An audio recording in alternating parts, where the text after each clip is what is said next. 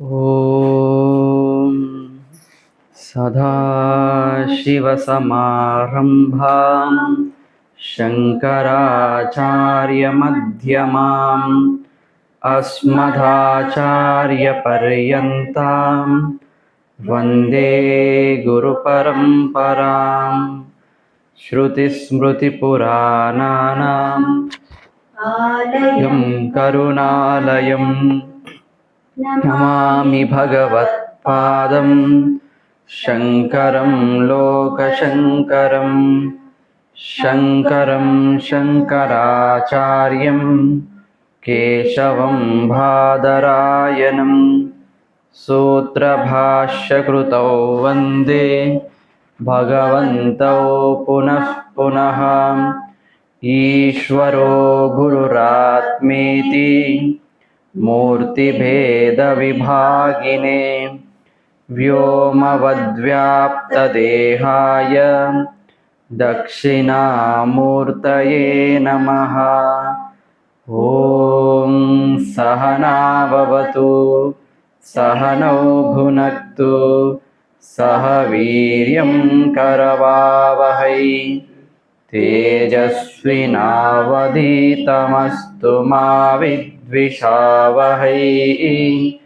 ॐ शान्ति शान्ति शान्तिः। नारायणः परो व्यक्तात् अण्डमव्यक्तसम्भवम् अण्डस्यान्तस्त्विमे लोकाः सप्तद्वीपा च मेदिनी।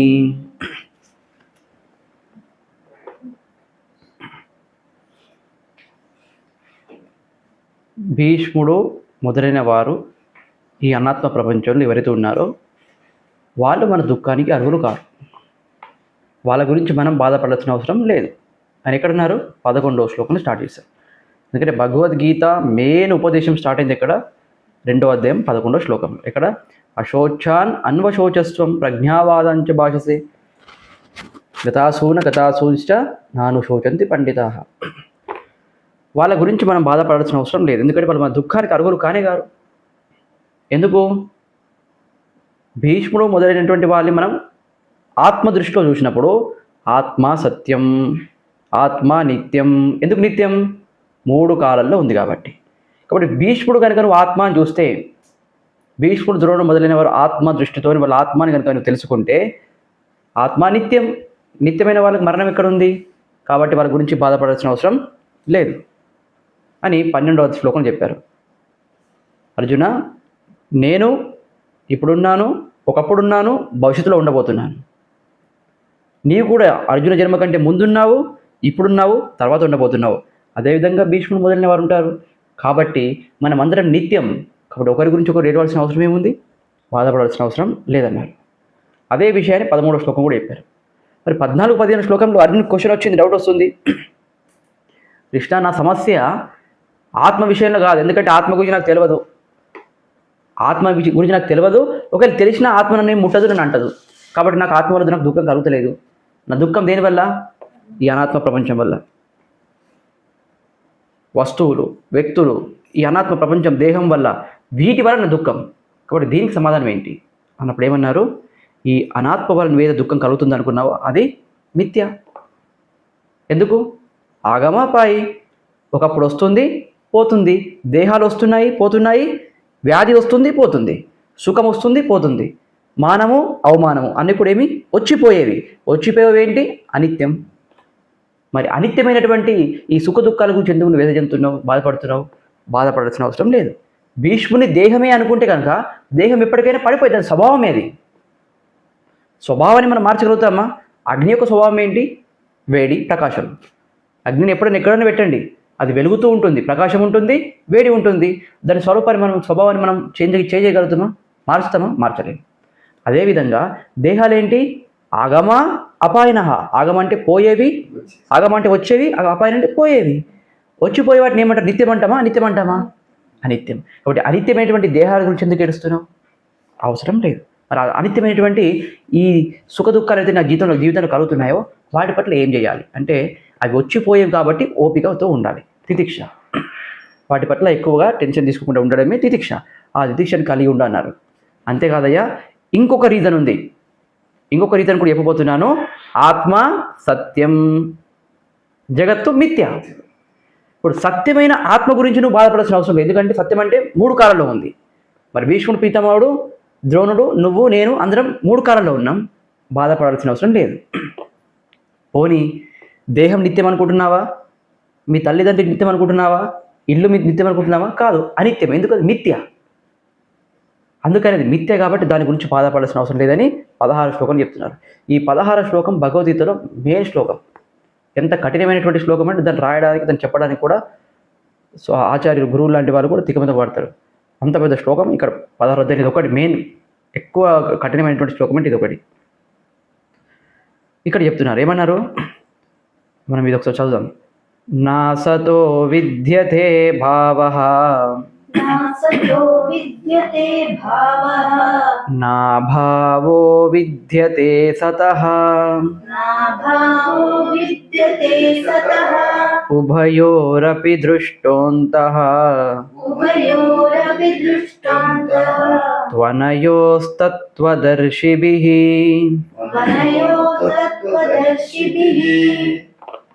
ఈ ఫస్ట్ లైన్ ఏమంటున్నారు? నా అసతః భావః విద్యతే. అసత్యమైన దానికి ఉనికి లేదు. ఏదైతే లేదో అది ఉండదు. అంటే ఏంటి? జగత్తు మిథ్య. ఏది లేనిది ఏది? జగత్తు మిథ్య. నువ్వు సత్యం అనుకుంటున్నావు. మరి ఇంకోటి సతః అభావః న విద్యతే. సత్యమైన దానికి లేకపోవడం అనేది లేదు. ఎందుకంటే సత్యమైంది ఎప్పుడు ఉంటుంది. కాబట్టి ఎవరు సత్యం? బ్రహ్మ. అంటే ఇప్పుడు ఏమర్థమైంది? బ్రహ్మ సత్యం, జగత్తు మిథ్య. ఇది ఈ 1వ లైన్లో చెప్పాడు. చెప్పిన తర్వాత ఏమంటున్నారు కృష్ణ పరమాత్మ? ఉభయోహో అనయోహో ఉభయోహో అపి అంతః. ఈ రెండుటి యొక్క సారాన్ని ఎవరు గ్రహించారు? తత్వదర్శిభిః దృష్టః. జ్ఞానులు ఆత్మదర్శనం చేసుకున్నటువంటి వాళ్ళకే ఆత్మ సత్యం, జగత్ మిథ్య అని అర్థమవుతుంది. అంతేగాని ఆత్మ గురించి మాత్రమే తెలుసుకున్న వాళ్ళకి జగత్ మిథ్య అని తెలియదు. కేవలం జగత్ మీద పరిశోధన చేసే వాళ్ళకి ఆత్మ సత్యం అని తెలియదు. ఇప్పుడు రెండుటి యొక్క సారాన్ని తెలుసుకున్నవాడే జ్ఞాని. అటువంటి జ్ఞాని బాధపడడు. నువ్వేలా మాట్లాడుతున్నావు అర్జున? ప్రజ్ఞావాదాంచ భాషసే. చాలా బుద్ధిమంతుడు, జ్ఞాని, పండితుడిలాగా మాట్లాడుతున్నావు. కానీ పండితుడు ఎలా ఉంటాడు? గతాసూన అగాసూన. పోయిన వాళ్ళ గురించి కానీ ఉన్న వాళ్ళ గురించి కానీ నాను శోచంతి. పండితుడు బాధపడడు. నువ్వు బాధపడుతున్నావంటే నువ్వు పండితుడు కాదు కాబట్టి నీకు ఆత్మజ్ఞానం కావాలి. అందుకని ఈ శ్లోకం ప్రారంభమైంది. ఇప్పుడు నిన్న మనం భాషను చూసాం. అసతః అంటే ఏమన్నారు? శీతోష్ణ సుఖ దుఃఖాలు సమస్త జగత్తు. ఈ జగత్తు శీతోష్ణ సుఖ దుఃఖాలు, ఈ జగత్తు మొత్తం ఏదైతే ఉందో అది వాస్తవానికి లేదు. ఎందుకు? ఎలా అన్నాం మనం? కుండ తీసుకున్నాం నిన్న. ఈ కుండ ఏదైతే ఉందో పుట్టుకకు ముందు ఉందా? ఇప్పుడు పగిలిపోయిన తర్వాత కుండ, శంకరాచార్యులు వారు ఇక్కడ ఒక ఉదాహరణ తీసుకున్నారు. ఈ కుండ అనేటువంటిది ఇప్పుడు ఉంది, కానీ దీని పుట్టుకకు ముందు లేదు, నాశనం తర్వాత లేదు, ఇప్పుడు ఉన్నట్టు కనిపిస్తున్నా కూడా లేదు. ఎలాగా అన్నారు భాష్యకారులు? యథా ఘటాది సంస్థానం చక్షుషా నిరూప్యమానం హృద్ వ్యతిరేక అనుపలబ్ధే అసత్. ఘట అంటే కుండ, సంస్థానం అంటే రూపం. ఈ కుండ రూపం నామం అయితే ఉందో ఇది బాగా మనము విచారణ చేస్తే అసతట, మిథ్య, అసత్యం అంటున్నాడు. మనకు అనిపిస్తుంది స్వామీజీ కుండ కళ్ళ ముందర ఉంది, అసత్యం ఎట్లయితుంది? లేనిది అసత్యం కావాలి. ఏది? కుందేలు కొమ్ములు అన్నామనుకోండి, కుందేలు కొమ్ములు ఉంటాయా? అది అసత్యం. ఆకాశంలో పుష్పం ఉంది, ఉందా? అసత్యం.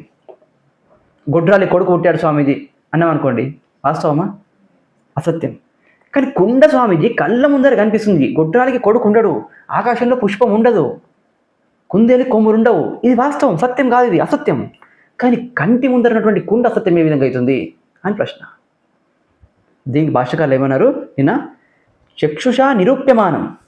ఎప్పుడైతే నువ్వు కంటి ద్వారా దీన్ని బాగా అబ్జర్వ్ చేస్తావో, విచారణ చేస్తావో, అప్పుడు కుండ కుండగా ఉండదు. ఎలా? ఇప్పుడు మీరు వచ్చి నన్ను అడిగారు, స్వామీజీ ఈ కుండ నాకు 10 రూపాయలకి ఇస్తారా? నేనంటే 10 రూపాయలు ఎందుకు, మంచివాడివి కదా, బాగా రోజు క్లాస్కి వస్తావు, 5 రూపాయలు ఇచ్చేసి తీసుకెళ్ళి అంటాను. నీకేం కావాలంటాను, కుండనే కావాలి స్వామీజీ. కుండనే కావాలా, ఇంకేం వద్దా, లేదు బట్టి కుండనే కావాలి. సరే నేను తీసుకెళ్ళి కుండ 5 రూపాయలు ఇక్కడ పెట్టి, కుండ మాత్రం తీసుకెళ్ళి మట్టిని ఇక్కడే పెట్టేసి పెట్టగలుగుతావా?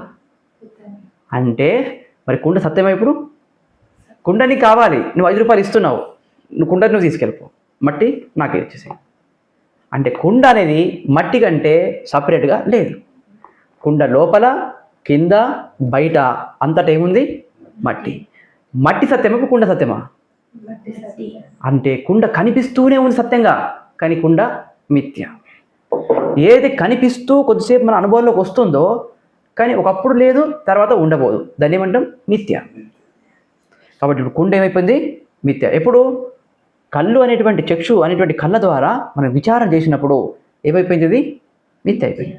తథా సర్వ వికారా, అన్ని వస్తువులు ఈ ప్రపంచంలో, మనుషులు, దేహాలు, డబ్బు, ఆస్తులు, కొండలు, ఏదైనా ప్రపంచంలో ఉండని, సుఖము దుఃఖం కానీ ఏదైనా సరే విచారణ చేస్తే ఏమైపోతుంది? మిథ్య. దాని కారణం కంటే సపరేట్గా లేదు, అందుకని ఇదేంటి? మిథ్య. అదే అన్నారు మళ్ళీ, కారణ వ్యతిరేకేన అనుపలబ్ధేహే అసత్. ఇవేవి కూడా ప్రపంచం మొత్తం కూడా దాని కారణం కంటే వ్యతిరేకంగా ఉండదు.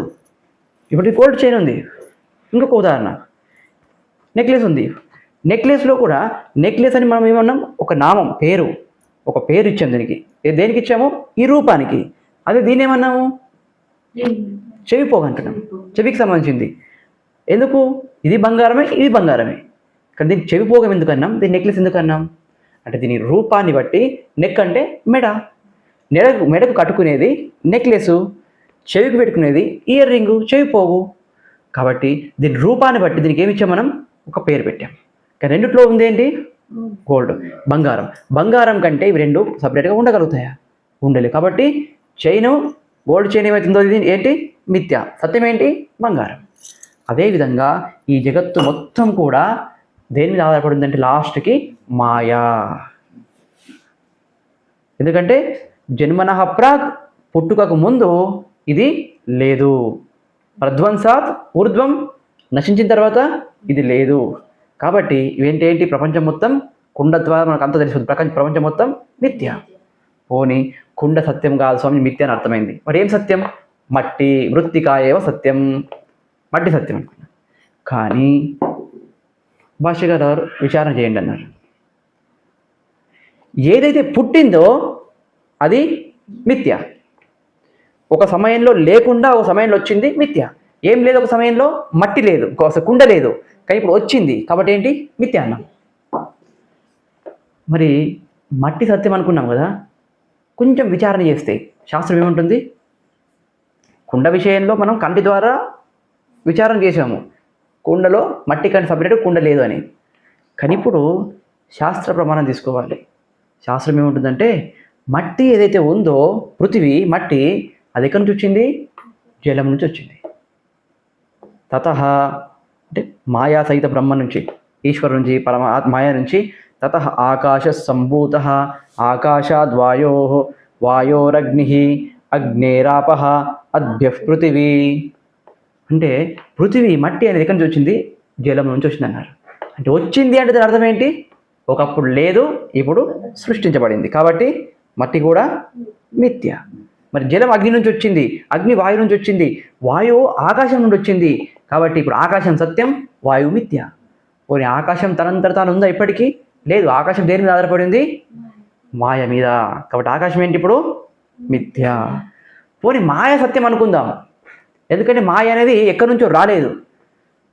అగ్ని, ఆ వాయువు, ఆకాశము, పృథివీ, ఈ కుండ పుట్టినట్టుగా మాయ ఎక్కడి నుంచి పుట్టలేదు.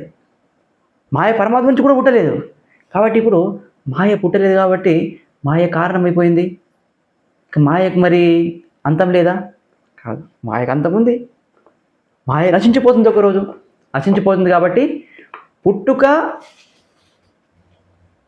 నాశనము రెండు ఉంటే ఇప్పుడు వరకు మిథ్య అన్నాం, అసత్యం అన్నాం. అసత్యం అంటే మిథ్య. పుట్టుకకు ముందు ఉంది, ఇప్పుడు ఉంది, తర్వాత ఉంటుందంటే సత్యం అన్నాం. ఇప్పుడు మాయ అనేది ఒకప్పుడు పుట్టలేదు అంటున్నాం. కాబట్టి ఎప్పటి నుంచో ఉంది, స్టార్టింగ్ నుంచి, ఇప్పుడు ఉంది. కానీ ఒకరోజు నశించిపోతుంది. అందుకని మాయ కూడా ఏంటి?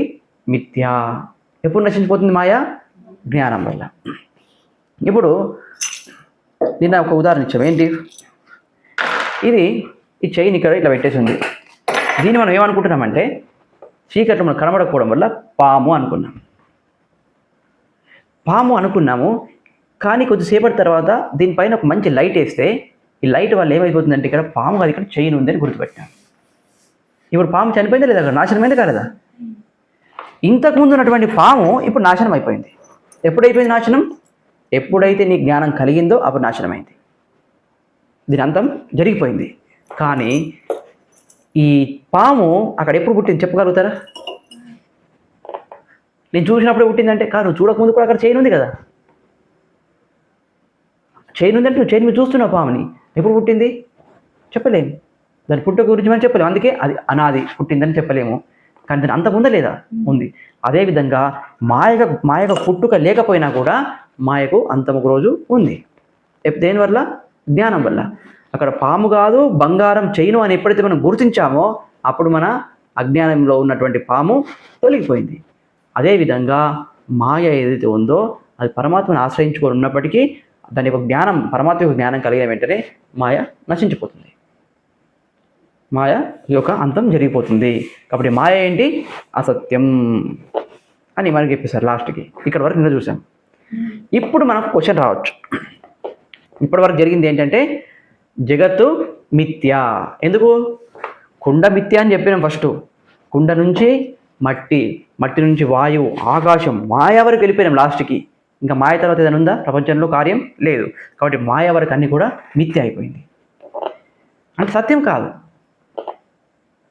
ఇప్పుడు ఒక మంచి డౌట్ రావచ్చు.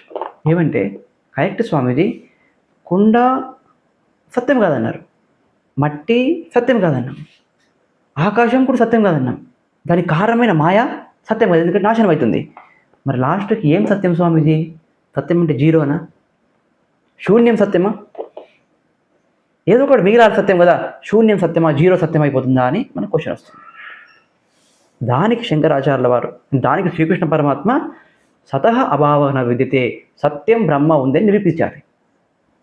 సత్యం బ్రహ్మం అనేది సత్యం ఉంది అని, శూన్యం జీరో లేదు, సత్యం ఒకటి ఉంది సత్యం అనేది నిరూపించాలి. అది శ్రీకృష్ణ పరమాత్మ చెప్పారు. సతః అభావ న విద్యతే, సత్యమైన దానికి లేకపోవడం అనేటువంటిది లేదు, నాశనం లేదు. దాని గురించి ఇప్పుడు భాష్యకారుల వారు భాష్యం స్టార్ట్ చేస్తున్నారు. అంటే ఇప్పుడు రెండో వాక్యం ఏంటి? బ్రహ్మ సత్యం, సత్యమైన దానికి లేకపోవడం, నాశనం అనేది లేదు అనేది నిరూపణ. ఇప్పుడు దాని గురించి భాష్యకార స్టార్ట్ చేస్తారు. దాని పూర్వపక్షి అడుగుతున్నాడు ఫస్ట్ క్వశ్చన్. ఇప్పుడు మన అపోజిట్లో ఉన్న వ్యక్తి, మన శత్రువు లాంటి వ్యక్తి మనం అడుగుతున్నాడు ప్రశ్న. ఆ ప్రశ్నతో స్టార్ట్ అవుతుంది. ఆయన ఏమడుగుతున్నాడు ఒకసారి చెప్పండి. తత్ అసత్వే తదసత్వే చ సర్వాభావ ప్రసంగః ఇతి చేత్ నా సర్వత్ర బుద్ధిద్వయోపలబ్ధేః సద్బుద్ధిః అసద్బుద్ధిః ఇతి.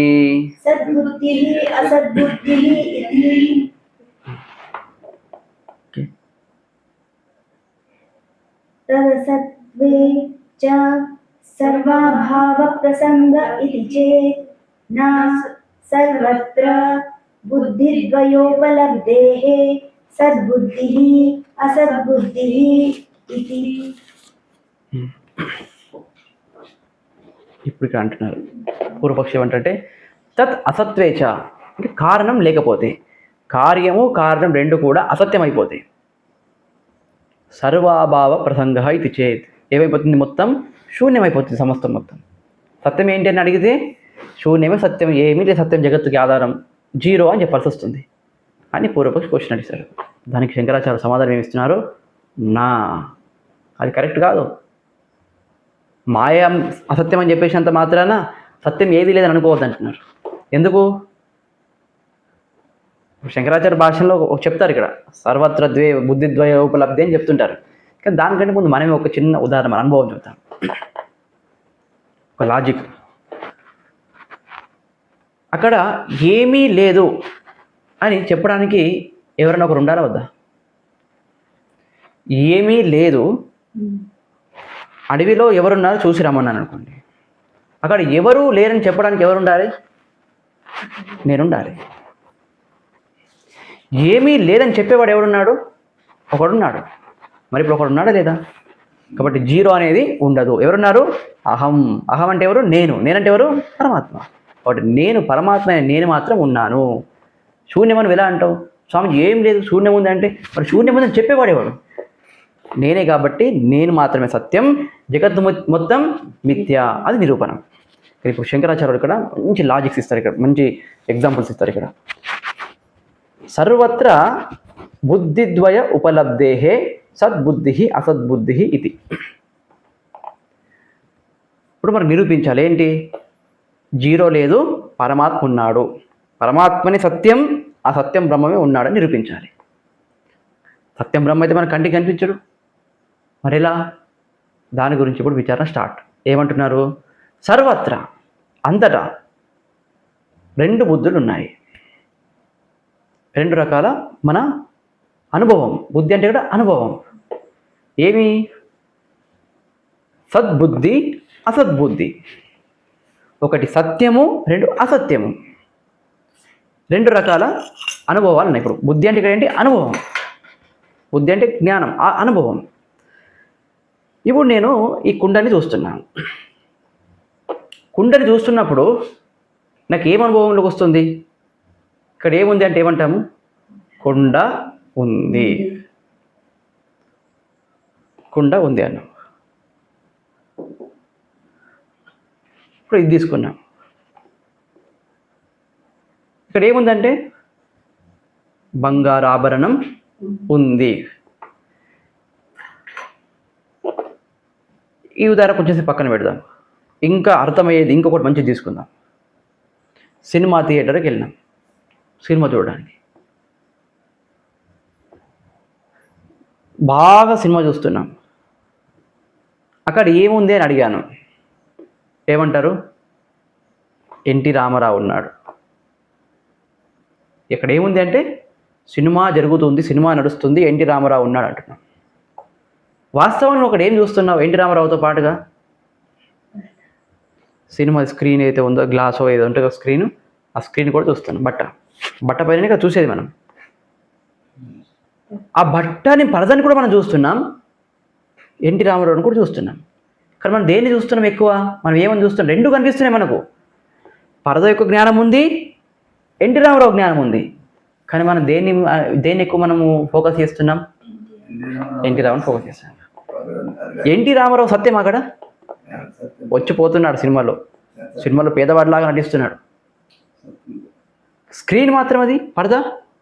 సినిమా అయిపోయినా కూడా అట్లనే ఉంటుంది. అది సినిమాలో నిప్పు అయింది అనుకోండి, ఆ స్క్రీన్ కాలిపోతుందా? కాలిపోదు. అదే విధంగా ఉంది. మరి ఆ స్క్రీన్ని కూడా మనం అనుభవంలోకి వచ్చింది. ఎన్టీ రామారావు అనుభవంలోకి వచ్చిండు, జయలలిత వచ్చింది, అక్కడ హేమమాలిని వచ్చింది, సౌందర్య వచ్చింది, అందరు హీరోయిన్లు హీరోలు అందరూ డ్యాన్స్ చేస్తున్నారు పరదా పైన. వాళ్ళందరూ వస్తూ పోతున్నారు. కానీ పోకుండా ఏదో ఒకటి ఉంది, పరదా. వచ్చిపోయే వాటి మీద మన ఫోకస్ ఉంది, కానీ ఉండేదాని మీద మన ఫోకస్ లేదు. అదేవిధంగా ఈ ప్రపంచంలో మనకు రెండు రకాల అనుభవాలు ఉన్నాయి. ఒకటి కుండ, రెండు కుండ ఉంది అనేటువంటిది. కుండ అనేటువంటిది ఒకటి ఉంది, ఉంది అనేది ఒకటి ఉంది. తర్వాత ఇంకోటి ఏంది? స్ఫటికం. స్ఫటికం ఉంది. స్ఫటికం అనే అనుభవం ఉంది, అది ఉంది అనేటువంటి జ్ఞానం. ఇక్కడ బుద్ధి అంటే జ్ఞానం. స్ఫటికం ఉంది, స్ఫటికం అనే జ్ఞానం ఉంది. ఇక్కడ స్ఫటికం ఉన్నది అనేటువంటి జ్ఞానం కూడా మనకు ఉంది. రెండు రకాల జ్ఞానాలు ఉన్నాయి. కానీ మన జ్ఞానం దేని మీద చేస్తున్నామంటే ఎక్కువ ఫోకస్ మన బుద్ధిని కేవలం స్ఫటికం మీద మాత్రమే మన ఫోకస్ ఉంది. ఇక్కడ ఏది ఉంది అనేది ఉందో అది మారదు. స్ఫటికం ఉంది, కుండ ఉంది, బంగారు ఆభరణం ఉంది. ఇప్పుడు ఒకసారి స్ఫటిక అన్నాను, రెండుసారి కుండ అన్నాను, మూడుసార్లు బంగారు ఆభరణం అన్నాను. ఇవి మూడు మారుతున్నాయి లేదా? మారుతున్నాయి. కానీ ఏది మారట్లేదు? ఉంది, ఉంది, ఉంది అని. ఏదైతే ఉంది అంటున్నానో అది సత్యం. ఏవైతే వస్తువులు విషయాలు మారుతూ వచ్చాయో ఏంటి అసత్యం, మిథ్య.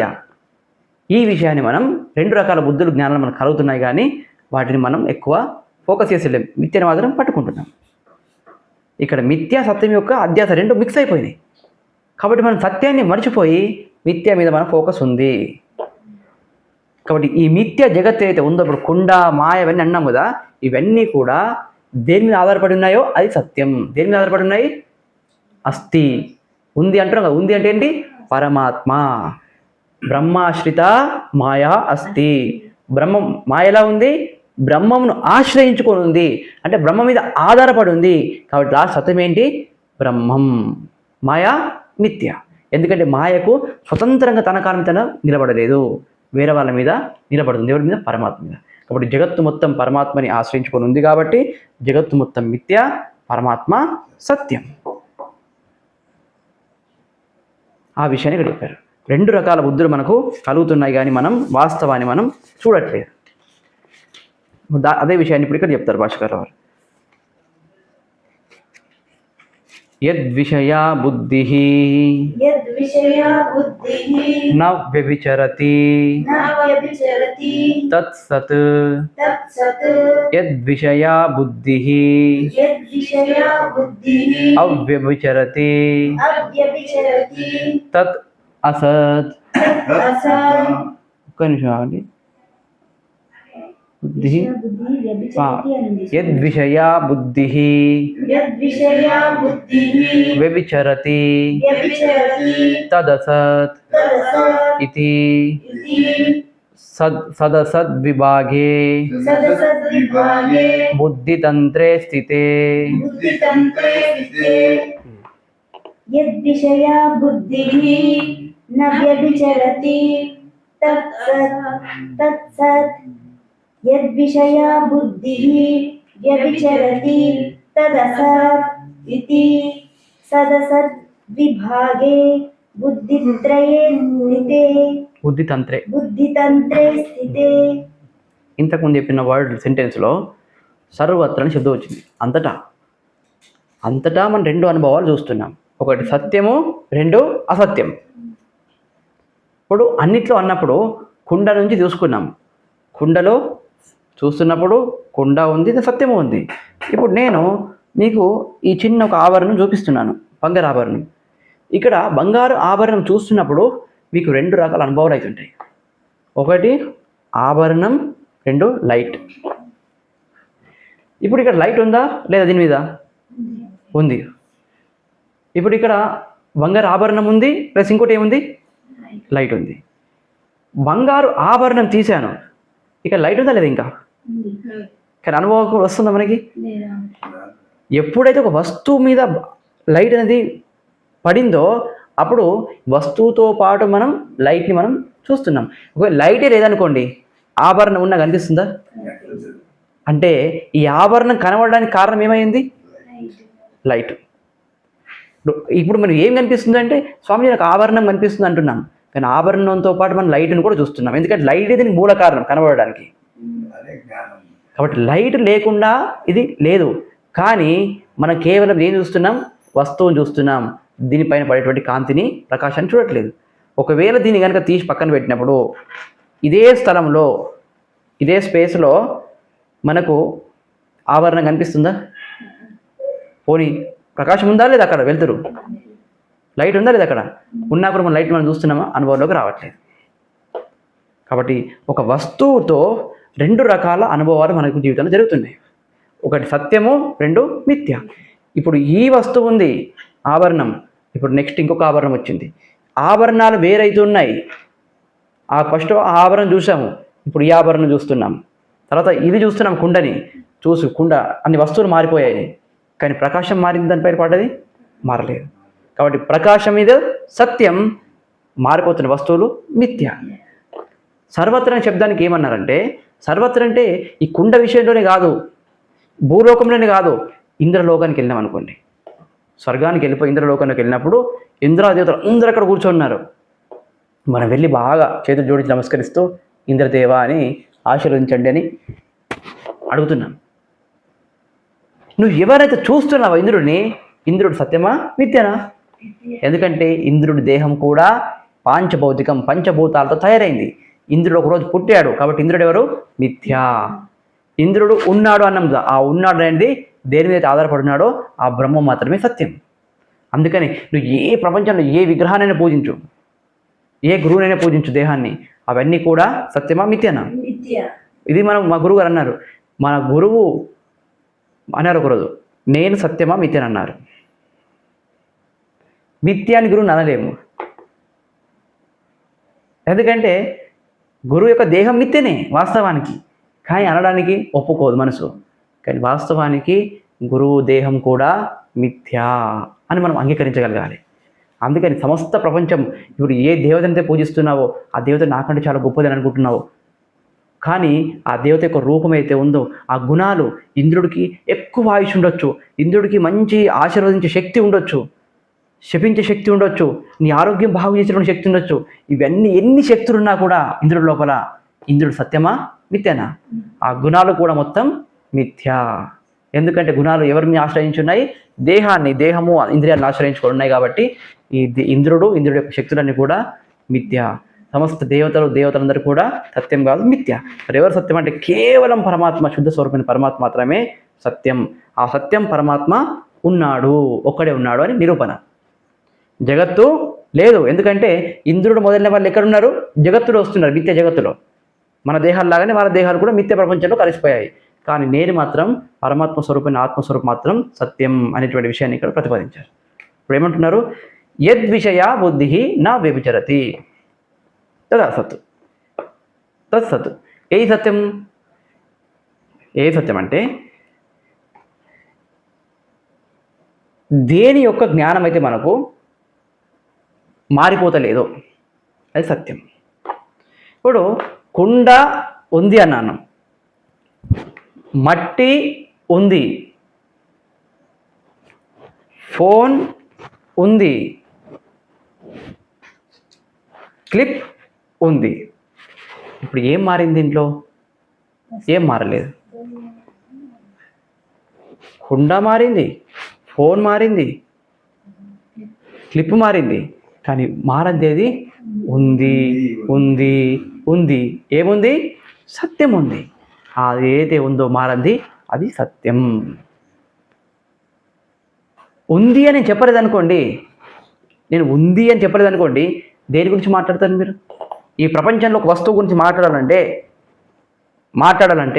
అది ఉంటేనే మాట్లాడతాం, లేకుంటే మాట్లాడతాము. లేనిదైతే అసత్యం అని ముందే చెప్పేసాం మనం. ప్రపంచంలో గొడ్రాలి కొడుకు లేడు, అది వాస్తవమా? సంభవమా? సంభవం కాదు, కాబట్టి అదేంటి? అసత్యం.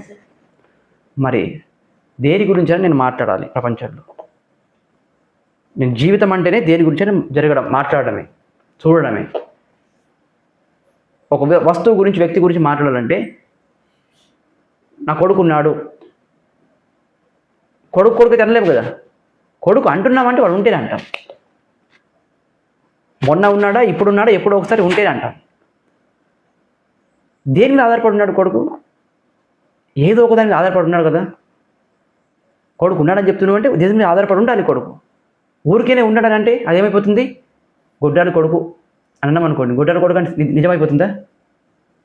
స్వామి గొడ్డాలి కొడుకు ఉన్నాడు, నువ్వు ఎంత ఉన్నాడని చెప్పినా లేడు, ఎందుకంటే అది అసంభవం, మిథ్య. కుండ, వాటర్, ఇడ్లీ ఏమని చెప్పండి, దాని పక్కనేది ఇడ్లీ ఉంది తీసుకొని రండి అంటాం. ఇడ్లీ తీసుకొని రండి అంటే ఏమి? అక్కడ ఉంది తీసుకొని రండి, అంతే కదా. ఆ ఉంది అనేది ఉనికి పైన ఆధారపడి ఉంది కాబట్టి ఆ ఉనికి సత్యం. ఏదైతే మారకుండా ఎప్పుడు ఉంటుందో అసత్యం. కుండ మారిపోవచ్చు, మట్టి మారవచ్చు, కానీ సత్యం మీద అవన్నీ ఆధారపడి ఉన్నాయి జగత్తు మొత్తం. ఇంకోటి ఏమన్నారు? యద్విషయ బుద్ధి వ్యభిచరతి తత్ అసతు. అసత్యం అంటే ఏంటి? ఏదైతే మారుతూ ఉందో అది అసత్యం. ఏమి? కుండ మారిపోతుంది, వస్తువులు, దేహము, ప్రపంచము ఇదంతా కూడా క్షణానికి మారిపోతుంది. కాబట్టి మారిపోయేది ఏదైతే ఉందో అది అసత్యం. ఇది ఈ విధంగా సత్ అసత్ విభాగే బుద్ధిద్రంతే స్థితే. స్థితి అనే దాన్ని మనం ఇక్కడ స్థిత అని రాసుకుంటే బాగుంటుంది. ఇది సెంటెన్స్ కంప్లీట్ చేయొచ్చు. ఇక్కడ స్థిత అంటే ఉంది అని అర్థం. ఏముంది? సతు అసత్. ఒక కుండని మనం చూస్తున్నప్పుడే కుండ అని అసత్యమైనది ఉంది, కుండ పక్కన ఉన్నటువంటి సత్ అనేటువంటి కారణం ఉందో ఆ సత్ అనేది ఉంది. ఇవి రెండింటిని కూడా విభాగం చేశాం. దేనివల్ల? బుద్ధి తంత్రే, బుద్ధి మీద ఆధారపడి రెండు మనం అనుభవంలోకి వచ్చాయి. బుద్ధిలో ఉన్నవాడికి బుద్ధి లేనివాడికి ఏముంటుంది? కుండనే కనిపిస్తుంది. కానీ బుద్ధి ఉన్నోడికి కుండతో పాటు దేని మీద ఆధారపడి ఉందో దానికి కారణం కూడా కనిపిస్తుంది. కుండ అనే ఒక వస్తువు విషయము, ఈ విషయానికి ఏదైతే పక్కన సత్యం ఉందో, సత్తు ఉందో, ఆ ఉనికి రెండు కనిపిస్తుంటాయి. దేని మీద? బుద్ధి మీద ఆధారపడి. ఆ బుద్ధి లేని వాడికి ఏం కూడా ఉండదు. కాబట్టి బుద్ధి లేదు కాబట్టి మనకు గురు పరంపరలో మనకు బుద్ధిని ప్రసాదించడం కోసమే శాస్త్రాలు ఉన్నాయి. ఒకవేళ మనకి ఇవన్నీ రెండు కూడా సత్యం వేరు అసత్యం వేరు అనేటువంటి మనకు తెలిసి ఉంటే, నాకు రెండు అనుభవాలు వస్తున్నాయి స్వామీజీ, కుండ వేరు, కుండ యొక్క ఉనికి వేరు స్వామీజీ అని కనుక మనకు ఆ జ్ఞానం ఉండుంటే, ఈరోజు అందరం మనం జీవన్ముక్తులమే, అందరం జ్ఞాని మహాపురుషులమే. మనకెవరికి జన్మ లేదు, మన గురువులు అవసరం లేదు, శాస్త్రం అవసరం లేదు. శాస్త్రం అవసరం ఉంది, గురువు అవసరం ఉంది అంటే కారణం ఏంటి? మనకు రెండు అనుభవాలు కలగట్లేదు, ఒకటి అనుభవం కలుగుతుంది. ఆ ఒకటి ఏంటి? రెండు ఉండి కూడా ఒకటైపోయాయి. ఇంకొక ఉదాహరణ చెప్తాను. ఎల్లో క్లిప్, ఇదేం క్లిప్? ఇది పసుపు క్లిప్. దీంట్లో నుంచి పసుపు క్లిప్ ఎన్ని ఉన్నాయి? దీంట్లో రెండు ఉన్నాయి. మనకి ఇప్పుడు ఏం అనుభవం అవుతుంది? పసుపు రంగు అనుభవం అవుతుంది, క్లిప్పు అనుభవం అవుతుంది. రెండు రకాల అనుభవాలు మనకు కలుగుతున్నాయి. కానీ మనం ఏమంటున్నాం? క్లిప్ క్లిప్ క్లిప్ అంటున్నాం. పసుపు క్లిప్ అన్నా కూడా మనం పసుపుని పట్టించుకోము, పసుపు రంగుని మనం పట్టించుకోము. మనకేం కావాలి? క్లిప్ కావాలి. స్వామీజీ ఆ పసుపు క్లిప్ నాకు ఇవ్వండి, ఇస్తాను. కానీ మీ మెయిన్ ఫోకస్ దేని మీద? మీ బుద్ధిలో క్లిప్. మీ బుద్ధిలో కలిగే జ్ఞానం ఒక్కటే, క్లిప్ జ్ఞానం మాత్రమే కలుగుతుంది, కానీ పసుపు జ్ఞానం పోయింది. విషయము ఏది? క్లిప్ అనేటువంటి ఒక విషయం అంటే ఒక వస్తువు, ఆబ్జెక్ట్ పుట్టింది, దీని జ్ఞానం మనకు ఉంది. కానీ అబ్జెక్టివ్ విశేషం అయితే ఉందో క్లిప్ కలరు, ఆ కలర్ జ్ఞానం మనం లేదు. మనం చూసినా కూడా చూడనట్టే అయిపోతుంది. పశ్యన్నపిచి నా పశ్యతి మూఢాహ, మూఢులైనటువంటి వారు, అవివేకవంతులైనటువంటి వాళ్ళు చూస్తూనే మిస్ అయిపోతారు. కంటికి కనబడుతూనే ఉంది అందరికీ పసుపు రంగు, కానీ పసుపు రంగుని నేను పసుపు రంగుని చూస్తున్నాను ఎవరు అంటారా? ఏం కనిపిస్తుంది మీకు అంటే, స్వామీజీ పసుపు రంగు కనిపిస్తుంది, ఇంకా క్లిప్ కనిపిస్తుంది అని ఎవరైతే చెప్తారో వాళ్ళకి కరెక్ట్ అయిన జ్ఞానం ఉన్నట్టు. క్లిప్ గురించి చూపించగానే నాకు తెలుసు స్వామీజీ ఇది క్లిప్, ఇది బుక్స్ పెడతారు కదా, బట్టలకు పెడతారు కదా అన్నారు అనుకోండి, సగం జ్ఞానం ఉన్నట్లే. అంటే కలర్ని దాని కూడా విషయాన్ని కల్పించినట్లు. అందుకని సత్యమైనటువంటిది కూడా ఎప్పుడైతే ఉందో, ఇక్కడ నీలోత్పల మన కింద ముందర వస్తుంది, దాన్ని అప్పుడు చెప్తాను. కాబట్టి బుద్ధి మీద ఆధారపడి ఇవి రెండు కూడా, రంగు క్లిప్ కూడా ఏదైతే ఉందో అవి బుద్ధి మీద ఆధారపడే రెండు రకాల అనుభవాలు మనకు కలుగుతున్నాయి. రెండు రకాల అనుభవాలు కలగాలి, కానీ ఒకటే కలుగుతుంది. కానీ ఎవరైతే బుద్ధిని ఉపయోగిస్తారో వాళ్ళకి ఈ రెండు రకాల అనుభవాలు బుద్ధిని ఆధారంగా చేసుకొని కలుగుతాయనే విషయం చెప్పారు ఇక్కడ. ఎందుకు కలుగుతాయనే విషయాన్ని ఇప్పుడు నెక్స్ట్ చెప్పబోతున్నారు. సర్వత్ర ద్వే బుద్ధి సర్వైః ఉపలభ్యేతే సమానాధికరణే న నీలోత్పలవత్ సన్ఘటః సన్పటః సన్హస్తి ఏవం సర్వత్ర. ఉందా లేదా? ఇది సన్హస్తి ఇది ఉందా? సన్హస్తి ఇది ఏవం సర్వత్ర. సరే, సర్వత్ర ద్వే బుద్ధి సర్వైః ఉపలభ్యేతే సమానాధికరణే న నీలోత్పలవత్ సన్ఘటః సన్పటః సన్హస్తి ఇతి ఏవం సర్వత్ర. సర్వత్ర ఈ ప్రపంచంలో ఎక్కడైతే మనం ఒక వస్తువుని కానీ విచారణ చేస్తున్నామో, చూస్తున్నామో, ఏదైనా మనం చూడండి ప్రపంచంలో కళ్ళతో మనం ఏ వస్తువునైనా వ్యక్తినైనా మనం ఈ ప్రపంచంలో చూస్తుంటే అక్కడ రెండు రకాల మనకు జ్ఞానం కలుగుతుంది. ద్వే బుద్ధి, రెండు రకాల విషయ అనుభవం. బుద్ధి అంటే అనుభవం, జ్ఞానం అంటే అనుభవం, జ్ఞానం అనేది అనుభవజన్యం. కాబట్టి రెండు రకాల జ్ఞానం అనుభవం అనేది కలుగుతుంది. ఉపలబ్ధి అంటే కలగడం. ఎవరికి కలుగుతుంది? సర్వైః, అందరికీ కలుగుతుంది. అంటే అందరికంటే ఇక్కడ ఎవరు? ఇప్పుడే అన్నాను కదా, పశ్యన్నపి నా పశ్యతి మూఢాహ. మూఢులైనటువంటి వారు, మోహంలో ఉన్నటువంటి వారు, అజ్ఞానంలో ఉన్నటువంటి వారికి చూస్తున్నప్పుడు కూడా ఇక్కడ రెండు కనిపిస్తలేదు, ఒకటే కనిపిస్తుంది. కాబట్టి ఇక్కడ సర్వై అందరికీ అంటే ఎవరు? బుద్ధిమంతులకి, వివేకం ఉన్నటువంటి వాళ్ళకి రెండు కనిపిస్తున్నాయి. సర్వై ద్వే బుద్ధి ఉపలభ్యత, రెండు కనిపిస్తున్నాయి. ఎక్కడ? సమానాధికరణే, ఒకటే చోట. ఎందుకు మనం రెండు కనిపిస్తున్నాం, ఒకటి ఎందుకు చూస్తున్నాం? దానికి కారణం ఏంటి? ఏదో ఒకటి ఉండాలి. స్వామీజీ మీరు అన్నది కరెక్టే, మీరు ఇప్పుడు చెప్తే మాకు అర్థమవుతుంది. కుండ మట్టి కంటే సపరేట్ లేదు. మేము కుండను చూస్తున్నాం కానీ మట్టిని మర్చిపోతున్నాం. దానికి కారణమైంది మట్టి కంటే కుండ సపరేట్ లేదు. కానీ మేము కుండను చూస్తూ కుండ అంటే మట్టిని మర్చిపోతున్నాం. ఇక్కడ క్లిప్పును చూస్తున్నప్పుడు స్వామి కరెక్టే, పసుపు రంగు మాకు జ్ఞానంలోకి వస్తుంది, క్లిప్పు జ్ఞానంకి వస్తుంది. ఇప్పుడు ఆకుపచ్చ రంగులో ఉన్న క్లిప్ ఇచ్చిన అనుకోండి, అప్పుడు ఏమవుతుంది? క్లిప్పు అంటున్నాం, ఆకుపచ్చ కలర్ మారిపోతుంది.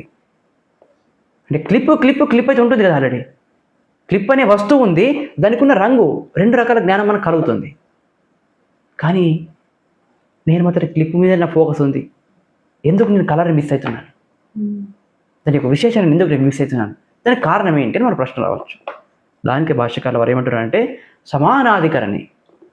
ఎందుకంటే రెండు ఒకే దగ్గర ఉన్నాయి, ఒకే అధికరణం. అధికరణం అంటే ఏంటంటే, ఉదాహరణకి ఈ టేబుల్ ఉంది, అధికరణం అంటే ఆధారం. దేని మీద అయితే ఉంటుందో అది అధికరణం. ఇప్పుడు ఈ టేబుల్ పైన ఈ రెండు పెడుతున్నాను, దీనికి అధికరణం ఏంటి? టేబుల్. దీనికి అధికరణం ఏంటి? టేబుల్. క్లాసులో దగ్గర కూర్చుంటే ఎందుకు గురువు ముందర అర్థమైతే కారణం ఇదే. నేను ఇది పెడుతున్నప్పుడు ఇది ఎవరికి ఏం పెడుతున్నాడో వాళ్ళకి తెలియదు. ప్రతి ఒక్కటి చెప్పుకుంటూ ఉండాలంటే క్లాస్ ముందర తిరగదు, ఇక్కడ ఉన్న వాళ్ళకి కూడా పోలుస్తుంది. అందుకని గురువు ముఖ్యంగా శాస్త్రాన్ని అధ్యయనం చేయాలనే కారణం ఇదే. ఇప్పుడు రెండు కూడా ఇక్కడ అధికరణంలో ఉన్నాయి, రెండు ఉన్నాయి. ఇవి రెండు ఉన్నప్పుడు ఇది కుండ, ఇది క్లిప్పు అనే జ్ఞానం మనకు క్లియర్గా తెలుసు. ఇక్కడ స్పష్టమైన జ్ఞానం ఉంది. కానీ ఈ క్లిప్ అనే దాంట్లో రెండు ఉన్నాయి. ఏంటి? క్లిప్ ఉంది, కలర్ ఉంది. ఒకే చోట రెండు ఉండడం వల్ల మిక్స్ అయిపోయినాయి. ఇక్కడ ఇది వేరు, ఇది వేరు, కుండ వేరు, క్లిప్ వేరు. కాబట్టి ఇది కుండ అనే జ్ఞానం ఉంది, ఇది క్లిప్ అనే జ్ఞానం ఉంది. కానీ ఇక్కడికి వచ్చేసరికల్లా పసుపు రంగు క్లిప్ అనేటప్పుడు ఇక్కడ పసుపు రంగు క్లిప్పు రెండు కలిసిపోవడం వల్ల ఒకే క్లిప్పులోనే క్లిప్పు తత్వం ఉంది, కలరు ఉంది, పసుపు కలర్. కాబట్టి రెండు కలిసిపోయినట్టు అనిపించడం వల్ల మనకు ఒకటే అనుభవం కనిపిస్తుంది. కానీ వాస్తవానికి రెండు ఉన్నాయి. దీన్ని ఏమంటారంటే సమానాధికరణం. సమానాధికరణం అంటే ఏంటి? సత్యము, అసత్యము ఇవి రెండు కలిసిపోయి ఉండడం వల్ల మనకు ఒకటి అనుభవం వస్తుంది. ఇప్పుడు కుండ ఉంది అన్నాను, ఈ ఉంది అనేది ఎక్కడ ఉంది? కుండలోనే ఉంది. కుండ ఎక్కడ ఉంది? ఉంది పైన ఆధారపడి ఉంది. రెండు ఒకే దగ్గర ఉండడం వల్ల మనం కన్ఫ్యూజ్ అయిపోయి ఒకటాన్ని చూస్తున్నాం. క్లియర్? దీన్ని ఏమంటారంటే సమాన విభక్తి కానం. సమానాధికరణం అంటే ఏంటి? సమాన విభక్తి కానం. రెండు కూడా ఒకటే విభక్తిలో ఉంటాయి. ఈ గ్రామర్ విభక్తి అంటే మీకు ఇది అర్థం కాదు, కొంతమందికి అర్థమవుతుంది. గ్రామర్ విభక్తిలో రెండు విభక్తి. ఒకటి నీలం అనేటువంటిది ప్రథమ విభక్తి ఏకవచనం, క్లిప్ అనేటువంటిది ఏంటి? ప్రథమ విభక్తి ఏకవచనం. ఎల్లో కలర్ ప్రథమ ఏకవచనం, క్లిప్ ప్రథమ ఏకవచనం. ఇది సమాన విభక్తి. భిన్న ప్రవృత్తి నిమిత్తానం. ఈ రంగు ఉన్న పర్పస్ వేరు, క్లిప్ పర్పస్ వేరు. రంగు ప్రయోజనం మనకు వేరుంది, క్లిప్ ప్రయోజనం వేరుంది. క్లిప్ ప్రయోజనం ఏంటి? పేపర్ లేవకుండా పెట్టడం. కలర్ యొక్క ప్రయోజనం ఏంటి? ఇంకొక కలర్ నుంచి సపరేట్ చేయడం. ఇది పసుపు రంగు క్లిప్, ఇది ఎరుపు రంగు క్లిప్ అనుకుందాం. మనది ఎరుపు రంగు లేదు కాబట్టి దీన్ని ఎరుపు రంగు క్లిప్ అనుకుందాం. ఎరుపు రంగు క్లిప్ అనేది, పసుపు రంగు క్లిప్ అనేది రెండు కలర్లు వేరు. కానీ పసుపు రంగు అనే క్లిప్ దేనికోసం ఉంది? ఎరుపు రంగు నుంచి ఈ పసుపు రంగు క్లిప్ని సపరేట్ చేయడం కోసం ఉంది. దీని యొక్క ప్రయోజనం ఏంటి? కలర్ యొక్క ప్రయోజనం వేరే దానికి సపరేట్ చేయడానికి. ఈ క్లిప్ యొక్క ప్రయోజనం ఏంటి? పుస్తకానికి పెట్టుకోవడానికి. తర్వాత ఈ రెండు దేన్ని సూచిస్తున్నాయి? ఏకస్మిన్ అర్థే, ఒకే విషయంలో తాత్పర్యం. ఏకస్మిన్ అర్థే తాత్పర్యం. దీని యొక్క ప్రయోజనం ఏంటి? దీని యొక్క తాత్పర్యం ఏంటంటే పసుపు రంగు కూడా క్లిప్పునే చెప్తుంది, క్లిప్ కూడా క్లిప్ని సూచిస్తుంది. అది సమానాధికరణం. అందుకని క్లిప్ యొక్క ప్రయోజనము పెట్టుకోవడానికే ఉంది, కలర్ కూడా దీంతోనే ఉండి వేరే దాన్ని సూచిస్తుంది. కానీ ఇప్పుడు వేరే దాన్ని సపరేట్ చేస్తుంది. పసుపు రంగు అనేది క్లిప్నే సూచిస్తుంది, క్లిప్ కూడా క్లిప్నే సూచిస్తుంది. అందుకే రెండు ఒకే దగ్గర ఉన్నాయి. రెండింటి యొక్క ప్రయోజనం ఏంటి? పుస్తకాన్ని పెట్టుకోవడమే. అందుకనే ఇది పుస్తకాన్ని పెట్టుకోవడం కోసమే ఉంది. కాబట్టి ఇప్పుడు మనకి ఏమనిపిస్తుందంటే ఒకటే అనుభవం కనిపిస్తుంది. కానీ వాస్తవానికి ఎన్ని ఉన్నాయి? రెండు ఉన్నాయి. రెండు ఉన్నప్పుడు కూడా ఒకటే కనిపిస్తుంది. కాబట్టి ఆ రెండింటిని మనం సపరేట్ చేయడమే తత్వదర్శులు, వివేకం ఉన్నటువంటి వాళ్ళు చేస్తారు. ఎవరైతే సత్యాన్ని గ్రహించిన వాళ్ళు సత్యాన్ని పట్టుకుంటారు, మిథ్య అని ప్రపంచాన్ని జగత్తుని కూడా దానిలో బాధ నెగెట్ చేస్తారు. ఆ విధంగా చేయడం కోసమే మనకు ఇక్కడ భాషాకారులు చెప్తున్నారు, బ్రహ్మ ఏవ సత్యం. ఈ జగత్తు మొత్తం ఏదైతే వస్తూ పోతున్నాయో ఇవన్నీ కూడా మిథ్య. ఇక్కడ నా అనే శబ్దాన్ని రామరాయ కవి గీత పైన రాశారు కామెంటరీ, ఆనందగిరి లాగా. ఆనందగిరి నా అని పెడతారు, రామరాయ కవి నా తీసేశాడు. నా అంటే కాదు అని తీసేశాడు. ఏమనంటే నీలోత్పలవత్. ఇది నీలోత్పలం అంటే నీలం పుష్పం. మన నీలం పుష్పం లేదు కాబట్టి నేను ఇక్కడ పసుపు రంగు క్లిప్ చెప్తున్నాను. నీలోత్పలం అంటే నీలి రంగు పుష్పం, కలువ పువ్వు ఉంటుంది కదా. అయితే మనం ఏమంటున్నాం, నీలం బదులు ఈ పసుపు రంగు క్లిప్ తీసుకుందాం. ఈ పసుపు రంగు క్లిప్పులో పసుపు రంగు అనేది ఉంది, క్లిప్ అనేది ఉంది. పసుపు రంగు అనేది దీని యొక్క గుణము, విశేషణం, గుణము. ఇదేమో విషయం, వస్తువు. క్లిప్ అనేది వస్తువు, పసుపు రంగు అనేది దీని యొక్క విశేషణం. విశేషణం అనేటువంటిది ఒకటి ఉంది, క్లిప్ అనేది ఒకటి ఉంది. ఇప్పుడు ఇంకేమన్నారు, సన్ ఘట సన్ పట సన్ హస్తి అంటే కుండ ఉంది. సన్ అంటే ఉంది అని, కుండ ఉంది. పట అంటే బట్ట ఉంది. హస్తి అంటే ఏనుగు ఉంది. ఇవి ఉంది ఉంది అనే దాంట్లో ఏం మారుతుంది? కుండ మారుతుంది, వస్త్రం మారుతుంది, ఏనుగు మారుతుంది. కానీ ఉంది అనేటువంటి విశేషణ మాత్రం మారట్లేదు. దాని మీద మనం ఫోకస్ చేస్తున్నామా? ఉంది, సన్ సన్ అంటే ఉంది ఉంది అని ఫోకస్ చేస్తున్నామా? చేస్తలేము. అందుకనే ఇక్కడ నీలోత్పలవత్ అంటే నీలి పుష్పం వలె అని ఇచ్చారు. ఏమి ఇప్పుడు మనం నీటి పుష్పం బదులు పసుపు రంగు క్లిప్ తీసుకున్నాం. ఈ క్లిప్పులో మనం దేన్ని చూస్తున్నాము? క్లిప్పుని చూస్తున్నాం. కానీ దీంట్లో రెండు ఏమున్నాయి? పసుపు రంగు ఉంది, క్లిప్ ఉంది. పసుపు రంగు పైన మన ఫోకస్ ఉందా? లేదు. పసుపు రంగు అనేది విశేషణం, దానిపైన మన ఫోకస్ పోయింది. కేవలం క్లిప్ మీద మాత్రం మన ఫోకస్ అనేది ఉంది. అదేవిధంగా సన్ ఘట సన్ పట సన్ హస్తి, ఏనుగు ఉంది, బట్ట ఉంది, కుండ ఉంది అన్నప్పుడు ఆ ఉంది ఉంది అనేటువంటి విశేషణం మీద మన యొక్క ఫోకస్ లేదు. ఇక్కడ క్లిప్లో కలర్ పైన ఎట్లయితే లేదో ఇక్కడ కుండలో ఉన్నదనే విశేషణం పైన మన యొక్క ఫోకస్ లేదు. కేవలం కుండ క్లిప్ ఇవన్నీ కూడా విషయాలు, వస్తువులు, వచ్చిపోయేవి. ఇవన్నీ కూడా తయారైనటువంటి వీటి పట్ల మన ఫోకస్ ఉంది. అందుకనే ఇవన్నీ కూడా ఏంటి, మారుతున్నందువలన ఇవన్నీ మిథ్యా అని చెప్పేసి. ఏవం సర్వత్ర, ఇదే విధంగా సమస్త జగత్తులో మొత్తం ఎక్కడ కూడా చూసినా, ఇంద్రాది లోకంలో కానీ ఎక్కడ చూసినా కూడా వస్తువులన్నీ కూడా మనకు కనిపించేవన్నీ కూడా మిథ్యా. ఈ జగత్తులో ఏదైతే ఉందో అదంతా కూడా బ్రహ్మం నుంచి, మాయ నుంచి వచ్చినటువంటి అంతా కూడా మాయతో సహా అన్ని మిథ్య. కేవలం బ్రహ్మం మాత్రమే సత్యం అనేటువంటి విషయాన్ని నిరూపించారు. ఇంకా లాస్ట్ ఒక విషయం చెప్తారు ఇక్కడ, తయోహో బుద్ధ్యోహో ఘట బుద్ధి వ్యభిచరతి